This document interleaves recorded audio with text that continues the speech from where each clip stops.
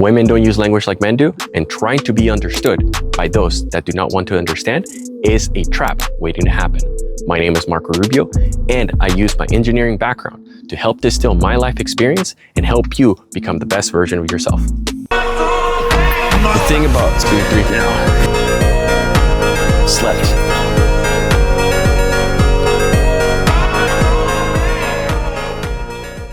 In this video, I want to talk about a subject that I had to encounter or learn as I kind of got older, which is that women do not use language in the same way that men use language.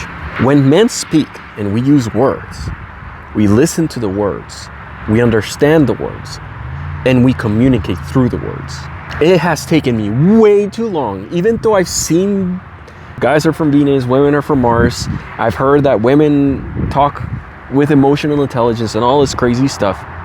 Even though I've heard all that, it didn't click until recently to me that women use words to feel, to touch.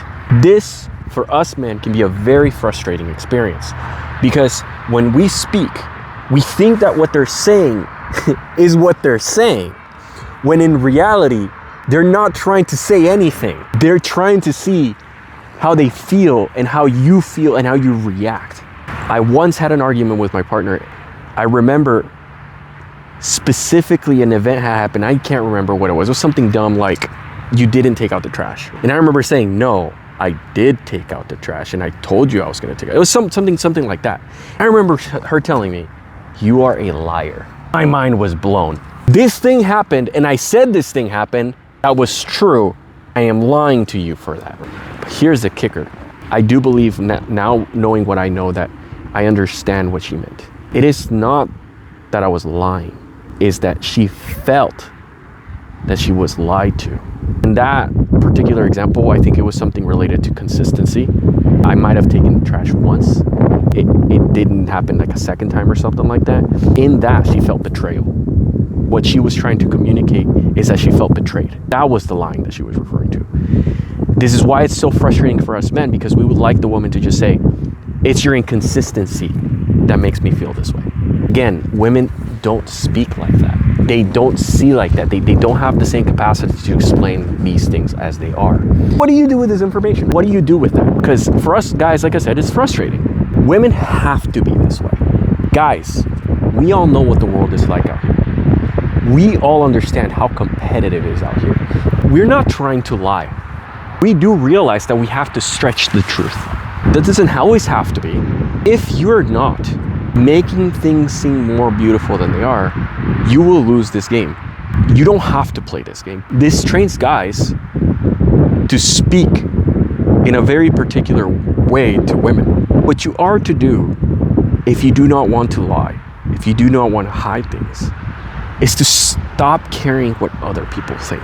Let me say this differently, because you already know that. You've heard this. You've done this. Let me say it differently. Stop trying to make other people understand you when they have no interest in understanding.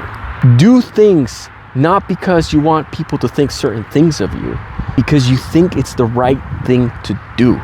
Put the shopping cart away, not because there's other people, because it's the right thing to do. Say the truth, not because somebody told you to take the truth, because you want to receive the accurate criticism for your behavior and the world around you. I don't think that focusing on honesty is necessarily what I'm trying to say here. It's focusing on perception and reality. If you tell a lie and that lie spreads, there comes a point when that lie comes back to you and you might believe that lie yourself. It's not about lying. It's about accurately understanding the world around you so that you can take the correct next course of action. Trying to be honest often leads to an inflated ego of thinking you are better than others, doing things for others. Do the right thing because you think it's the right thing, not because you want somebody to feel good or bad.